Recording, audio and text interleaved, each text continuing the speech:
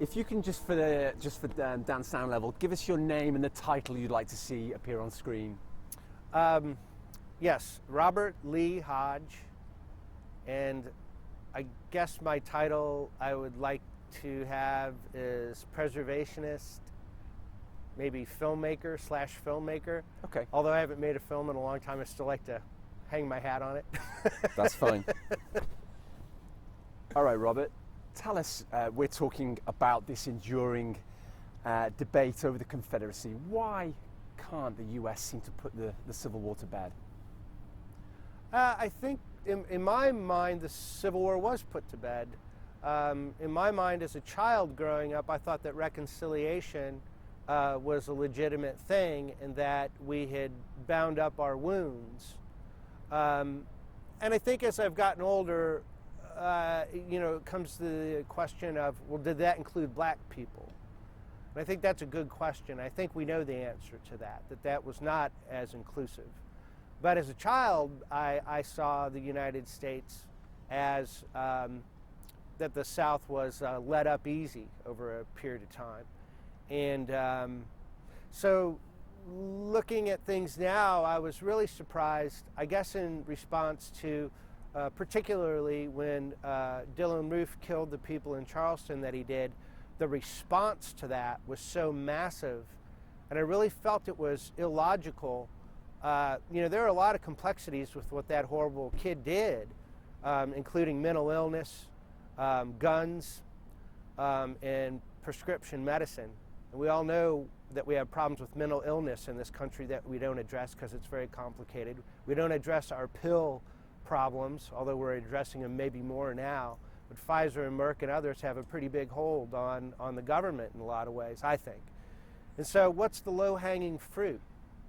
The low-hanging fruit is the Confederate flag. And I think there are a lot of people, academics to some degree, that look for something like this to be a green light for them to go after the things that they don't feel are correct to have around. And so I felt like the response was illogical and didn't make a connectivity with the actual event in Charleston. And so I feel like in a way, over a period of time, it's been somewhat of a witch hunt. And politically for myself, I felt historically kind of left of center, mildly left of center most of my life. My parents were FDR Democrats and supported Jimmy Carter and Barack Obama, as I did. And I found after the Charleston shootings and the response to taking down this iconic sculptures and things, I found myself, and I don't even say this proudly or anything, I found myself shifting more to the right. Not hard right, but I just found myself drifting that way. Not that the right has great answers or anything either, but I thought that it was kind of just a slam dunk to get rid of the monumentation without discussing real hard issues. Like maybe this is like a Band-Aid on a harder wound. Take the monuments down and that's a Band-Aid over something that's more difficult to discuss. Race is very difficult for people to discuss. We often really, truly are not honest with ourselves, I don't feel, about race and the complexities of it and the complexities of culture and what is truth. Ken Burns said in his Vietnam series, the tagline in one of the ads for his recent Vietnam series, "In war, there is more than one truth." And I feel that that goes beyond the Vietnam War. And I don't think that there's one cause of why war took place. There's complexities, and there's millions of individuals involved, and it's easy for us to simplify and to generalize and to profile, but we have to look at individuals as individuals if we can, and we have to look at the writings from individuals to hopefully get a better understanding of the narrative.